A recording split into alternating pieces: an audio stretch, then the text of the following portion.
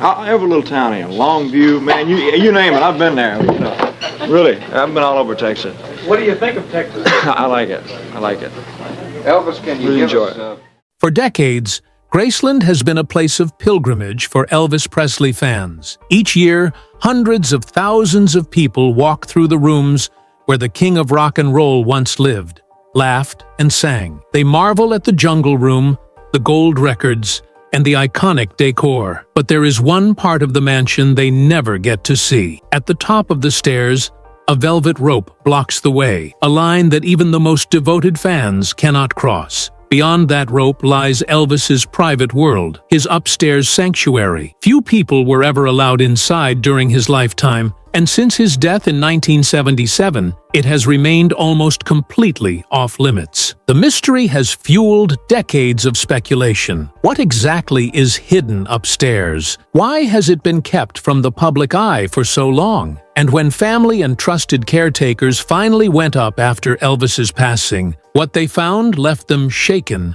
heartbroken, and forever changed. When those closest to Elvis finally walked upstairs after his passing, they weren't entering just another room in Graceland. They were stepping into a time capsule, untouched and eerily preserved. The upstairs was where Elvis retreated when the pressures of fame became too heavy, when the crowds outside the gates never stopped cheering, and when even those closest to him couldn't fully understand the burdens he carried. Unlike the more glamorous downstairs, the upstairs was private, simple in some ways, but deeply personal. The first thing that struck family members was how everything looked as though Elvis had just stepped out for a moment. His bed was unmade, the sheets rumpled from the night before. His nightstand still held half-read books, eyeglasses, and prescription bottles, frozen in time, as if waiting for him to return. The television was still positioned in a way that suggested it had been left on until the very end, an escape for a man who often struggled to sleep. The atmosphere was heavy with silence, broken only by the memories that seemed to hang in the air. For those who loved him, this was more than a room. It was the last place where Elvis had lived, laughed, and dreamed. There were touches of the ordinary, clothes tossed over a chair, records stacked by the stereo, that reminded them he was not just a superstar, but a man trying to find peace within his own walls. The contrast between the glittering image of Elvis Presley and the quiet intimacy of his upstairs sanctuary was overwhelming. Walking through that space, family and caretakers felt the crushing reality of loss in a way they hadn't before. This wasn't the Elvis of sold-out shows, flashing lights, or gold records. This was the Elvis who needed refuge from the world, who sought comfort in familiar things, who surrounded himself with simple reminders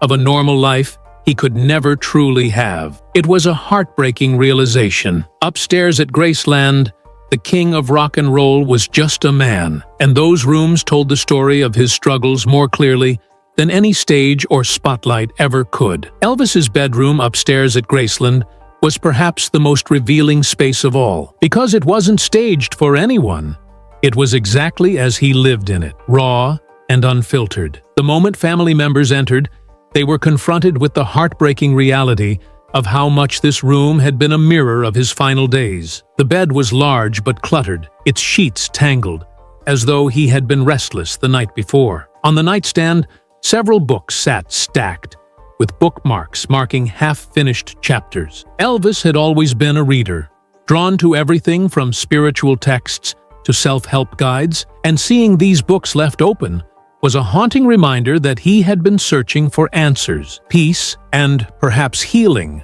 until the very end. Next to the books were his eyeglasses, still folded neatly as if he had just taken them off. Scattered nearby were prescription bottles, evidence of his ongoing battle with health issues and the dependency on medications that became one of the greatest struggles of his life. These weren't props or artifacts meant for display. They were the raw remnants of a man caught between his superstar image and his human fragility. The room itself was quiet, yet heavy with emotion. His stereo was still surrounded by stacks of records, the kind he loved to play late at night, when the world outside finally grew quiet. A chair in the corner had clothes draped over it, not organized or neatly stored away, but left exactly as they were when he last wore them. It was a small detail, but it painted a vivid picture. Elvis was living in this space, as a man trying to hold on to routines, to find comfort in the little things while his world grew more chaotic. Perhaps the most heartbreaking sight of all was how ordinary it felt. There were no flashing lights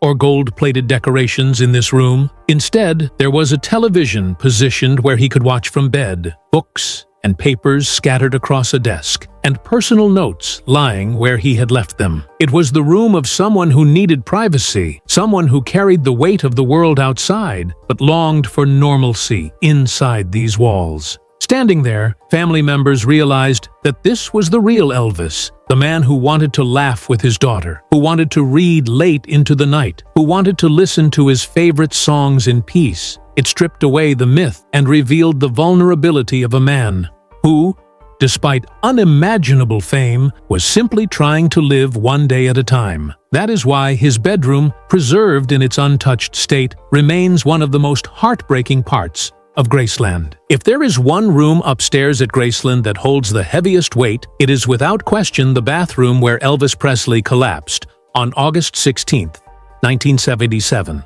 To step inside that space is to confront the heartbreaking reality of his final moments, a place that has been whispered about in documentaries, speculated on by fans, and shrouded in a kind of sacred silence by those who were closest to him. Unlike the more personal comforts of his bedroom, this room was stark, functional, and tragically unforgettable. The bathroom itself was not lavish in the way many would imagine for a superstar. It was practical, a space where Elvis spent more time than people realize because his health was in steady decline during those last years. The tiled floor, the fixtures, the counters. It was ordinary, and yet it became the most significant and sorrowful place in the house. For family members and trusted caretakers who walked in after his passing, the silence was crushing. This was where the king of rock and roll had drawn his last breath, where his battle with exhaustion, medication, and failing health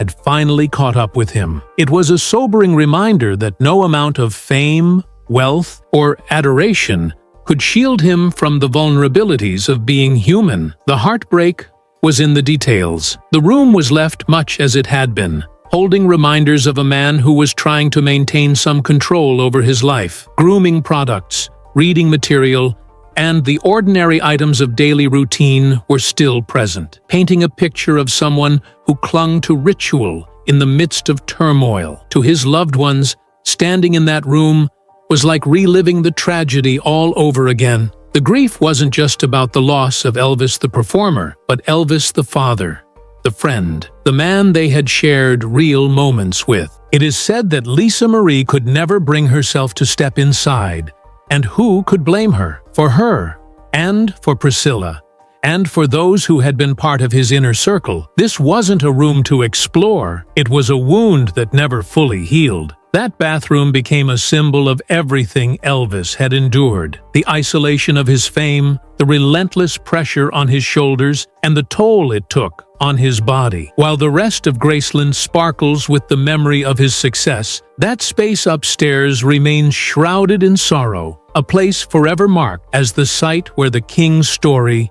came to an end. It is one of the most heartbreaking truths about Graceland, that behind the music, the glamour, and the crowds of adoring fans, his final moments were spent alone, in silence, in a room that today stands as both a monument to tragedy and a reminder of his humanity. For Lisa Marie Presley, the upstairs of Graceland was not just her father's private sanctuary, it was the place where some of her most vivid childhood memories lived, and also the place that would forever be tied to the pain of his loss. As a little girl, Lisa was one of the few people allowed to climb those stairs freely. To her, the upstairs wasn't mysterious or forbidden. It was where she spent precious time with her dad. She would run into his room, curl up beside him on the big bed, and watch television or listen to music late into the night. These were the moments where Elvis wasn't the king of rock and roll, he was simply her father, playful and tender, a man who doted on his daughter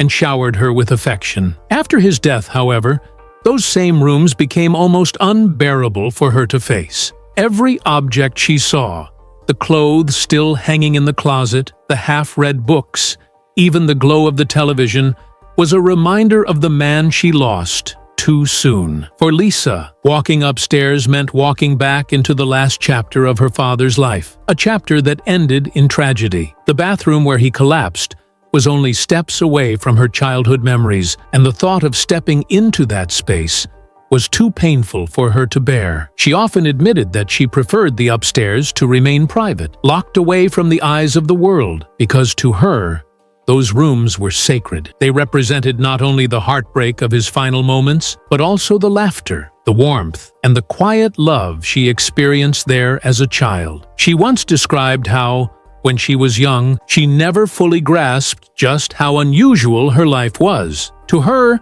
Elvis was just Dad, and Graceland was home. Only later, when she realized that the entire world revered him, did she come to understand that her childhood memories were extraordinary. Yet, despite the fame surrounding her father, she guarded the upstairs like a secret, insisting it remain untouched. She wanted it to stay exactly as it had been when she was little, so that it would always feel like he was still there. That decision carried heartbreak with it, because preserving the rooms also meant preserving the pain. Every visit to Graceland was a reminder of a home she could never fully return to, of moments frozen in time but impossible to relive. For Lisa Marie, the upstairs was the heart of her connection to Elvis, but it was also the wound that never closed. That duality, the joy of her memories and the agony of his absence, defined her relationship to Graceland for the rest of her life, and it is why, even decades later, the upstairs remains off-limits. It is not just a part of the house. It is a vault of her most personal memories, too fragile and too heartbreaking to ever be placed on display. For Priscilla Presley, walking upstairs at Graceland after Elvis's death was not only heartbreaking, it was deeply personal. Unlike tourists who only saw the glamour and legend of the man, she had lived alongside him, shared quiet moments, arguments, laughter, and years of complicated love. Stepping back into those rooms transported her to a time when their lives were intertwined, when Graceland wasn't a museum, but their family home. The sight of his bedroom, with its scattered clothes, stacks of records, and prescription bottles, reminded her of late nights when Elvis would struggle with sleep, pacing, reading, or watching television, until exhaustion finally overcame him. She remembered his vulnerabilities, the times when fame weighed heavily on his shoulders, when he leaned on her for support, when he confided dreams and doubts that the public never knew about. For Priscilla, the upstairs space revealed the man behind the icon more than any performance ever could. Seeing the bathroom where he collapsed was especially devastating. It was the place where their story as co-parents, as partners once bound by love, reached its tragic end. She had known Elvis at his highest highs and lowest lows, but nothing could prepare her for the finality of that room. The pain was not just in losing him, but in knowing how lonely he must have felt in those last moments. In interviews over the years, Priscilla has admitted that Graceland's upstairs is too raw, too sacred to share with the public. To her, it is a reminder of the private man who sang lullabies to his daughter, who played practical jokes on friends, who wrestled with insecurities despite his fame. She has often explained that preserving those rooms exactly as they were is a way of preserving Elvis himself. To her, the space is not a tourist attraction, it is a shrine to his real life, one she still carries in her heart. Walking through those rooms, she could almost hear his voice again, feel the presence of the man she once loved, and remember the home they built together before fame consumed it all. Yet each memory carried with it the sting of loss, because those rooms told not only the story of his life, but also the story of what fame and pressure had taken from him. For Priscilla, the upstairs remains a reminder of everything Elvis was: a father, a husband, a friend, and a man forever caught between his public image and his private struggles. And that is why, for her, it is a sacred space, that will never belong to the public. It belongs to the man she knew, the life they shared, and the heartbreak of losing him too soon. For the millions of fans who have walked through Graceland since it opened to the public in 1982, the upstairs has always been the great mystery. The velvet rope at the base of the staircase is as far as they can go, a physical reminder that some parts of Elvis's world remain hidden. Tour guides never take guests beyond that line, and no matter how curious visitors may be, the upstairs is strictly off-limits. This decision has only fueled decades of speculation and legend. Fans whisper about what lies at the top of those stairs, imagining secret rooms, untouched artifacts, or even eerie signs of Elvis's presence still lingering in the air. Some believe that to step into those rooms would be to finally understand the man behind the myth, to see the intimate side of Elvis that no stage performance ever revealed. But the truth is both simpler and more heartbreaking. The upstairs is not closed because there is something scandalous to hide. It is closed because it is sacred. It is where Elvis lived his final days, where his most private belongings remain exactly as he left them, and where his story ended in tragedy. Out of respect for him, for Lisa Marie, and for Priscilla, the rooms have been sealed off, preserved in time, a private sanctuary that even decades of fame cannot penetrate. Those who have been allowed upstairs, close family members, longtime staff, or caretakers, often describe the experience as overwhelming, filled with a mix of sadness and reverence. They have spoken about how the air feels heavier, how every object seems to tell a story, and how the silence itself feels almost alive with memory. Yet none of these details are part of the official tour. For the public, Graceland Upstairs remains a place they can only imagine, left to their curiosity and the fragments of information shared over the years. And maybe that is fitting. For all of Elvis's life, so much of him belonged to the world, the music, the performances, the endless public appearances. But the upstairs was his alone, a refuge from the spotlight. Keeping it hidden ensures that a part of Elvis remains private, that even in death, he is not entirely consumed by the demands of fame. It is a reminder that Elvis Presley was not just a legend. He was a man who deserved a space in the world that was his and his alone. That is why the upstairs remains locked away, a place of heartbreak and memory, reserved for those who knew him not as the king, but simply as Elvis. What makes the upstairs at Graceland so unique and so haunting is the fact that it has remained virtually untouched since the day Elvis passed in 1977. Unlike the downstairs, which has been carefully curated for tours, the upstairs has been preserved exactly as he left it, as though he might walk back in at any moment. His bedroom still holds the same furniture, the same books, the same records, and even the same clothes hanging in the closet. The nightstand still has the eyeglasses he once wore, prescription bottles he relied on, and half-finished books that marked his restless search for peace. Even the television remains in place, a reminder of the countless nights he spent watching in bed when sleep eluded him. For those entrusted with caring for Graceland, the mission has always been to honor Elvis's memory by keeping his private sanctuary frozen in time. The upstairs is cleaned and maintained, but nothing is changed. Lisa Marie insisted that the space remain preserved exactly as her father left it, and Priscilla echoed that wish, believing that this was the only way to keep his presence alive in the home. In many ways, this decision has made the upstairs into more than just a set of rooms. It has become a time capsule, a living memory of who Elvis was in his final days. The preservation itself is heartbreaking because it forces everyone who enters to confront the reality that time stopped for Elvis in 1977.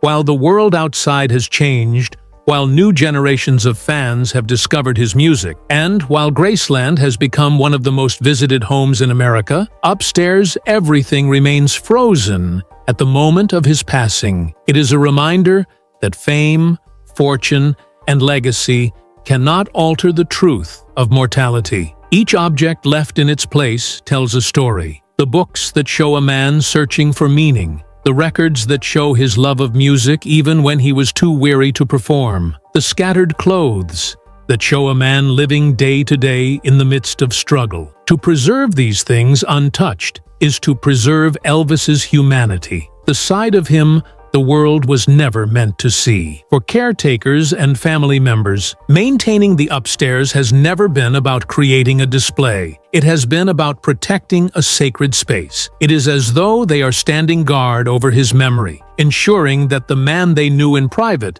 is not consumed by the legend the world celebrates. And for those who have had the privilege to enter, the effect is powerful. It feels as though Elvis could walk back into the room at any moment, sit down on the edge of his bed, and flip on the television. That illusion, that preservation of presence, is both beautiful and unbearably sad. Upstairs at Graceland remains frozen in time, a reminder that behind the music and the myth was a man who lived, loved, and struggled until the very end. The upstairs of Graceland will always carry with it a sense of heartbreak, not only because it was where Elvis spent his final moments, but because it tells a story few ever see, the story of the man behind the legend. While the downstairs dazzles visitors with its colorful rooms, gold records, and the aura of stardom, the upstairs whispers a different truth. It is not a place of spectacle, but of solitude, a space where Elvis fought his battles quietly, away from the screaming crowds and flashing cameras. The decision to keep those rooms private, untouched for decades, has only deepened their mystery and preserved their power. For those who loved him, it is a place too sacred to be displayed, and for those who knew him only through his music, it remains a reminder that fame does not shield anyone from pain. Every object upstairs tells a story. The records stacked by the stereo remind us of his undying love for music, even when it became harder for him to perform. The books by his bedside remind us of a man searching for answers he never seemed to find. The prescription bottles are symbols of a struggle he could not escape. Together, they paint a picture that is both deeply human and profoundly tragic. Perhaps that is why the upstairs remains closed. To open it would be to strip away the final layer of privacy Elvis still has, to expose the most fragile part of his life to public eyes. Instead, it stands as a silent memorial, a time capsule of a man whose influence changed the world, but whose private battles ended behind closed doors. Lisa Marie, until her own passing, spoke often about the importance of keeping it sealed, about how the upstairs still felt like home to her, filled with the essence of her father. Priscilla, too, has acknowledged that the space is sacred, insisting it remain as it was. Their decision reflects a truth that every fan must accept. Some parts of Elvis's life were never meant to be shared, and perhaps that is for the best. For those who imagine what it must feel like to climb those stairs, to step into the rooms where Elvis last lived, the reality is this: it would not be glamorous, it would not be joyful, but it would be devastating. It would show the weight of fame, the toll of isolation, and the vulnerability of a man loved by millions, but often lonely in his own home. And maybe that is the greatest legacy of the upstairs at Graceland. It reminds us that Elvis Presley was not just the king of rock and roll, but a man of flesh and blood, who struggled, who searched for peace, and who left behind not only music, but a haunting silence in the rooms he once called his sanctuary. To this day, the upstairs remains locked, a hidden chapter in the story of Elvis, one too heartbreaking to be fully revealed, but powerful enough to remind the world that behind the legend stood a man who longed for love, for peace, and for rest.